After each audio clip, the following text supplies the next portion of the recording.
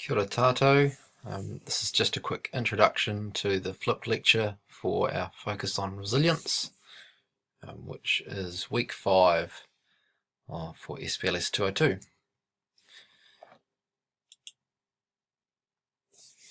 So a quick overview. I'll just briefly discuss what's coming up in your test on motivation, which will be in the workshop next Wednesday, and then just give you a brief intro to resilience more broadly.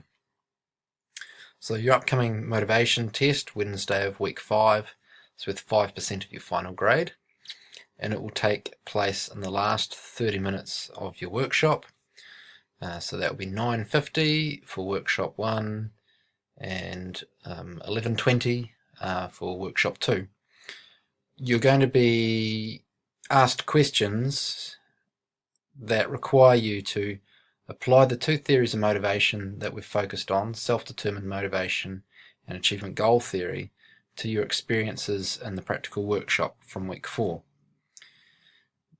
If you had a legitimate absence, which you've already contacted me about, explaining why you weren't in the practical workshop this week, then you'll be given an alternative assessment. The test is an open book test because it's not a test of your recall of these terms, it's a test of your understanding and your ability to apply the psychological theories that we've looked at. I'm about to upload some notes to Moodle, which are explicitly the open book notes that you can bring in. So you can print them out and bring them into class. Please print them out and bring them in paper form, because rather than have them on your laptop, because that will make sitting the test much smoother. If you choose not to print them out and bring them in, then you will not have access to other sources of information in the test, so it's these notes or none at all. Moving on to resilience. This is a slight change in focus for us from what we've been looking at in terms of motivation and confidence, but you will see some links between motivation and resilience, I think, fairly quickly. Resilience is quite a wide focus within a range of areas of psychology. It's been of interest to psychologists for quite a long time, so in particular we're talking about health psychology, developmental psychology, positive psychology, and educational psychology.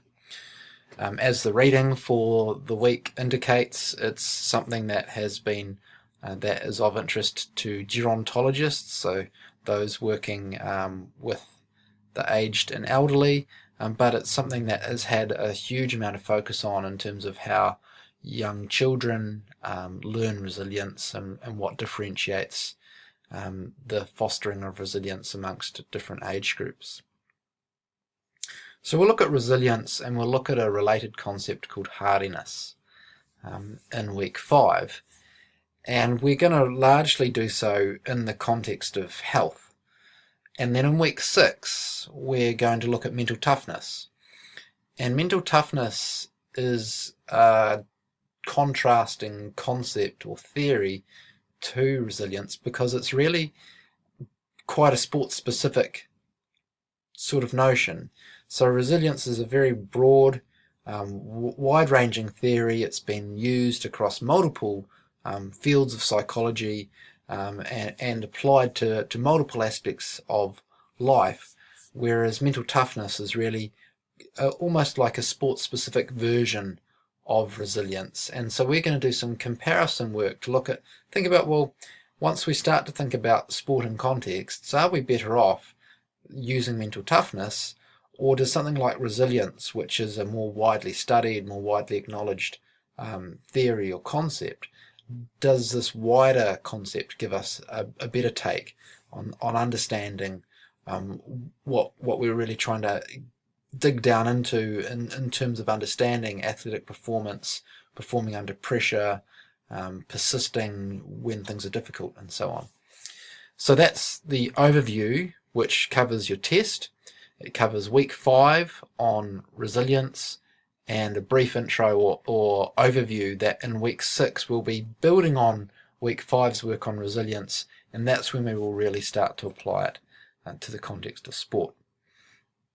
So good luck revising for your test. Really that will be related to how you think about applying those theories in relation to your experiences in the practical. If you have any questions, contact me via the Moodle discussion forums, and otherwise I'll see you in class on Monday.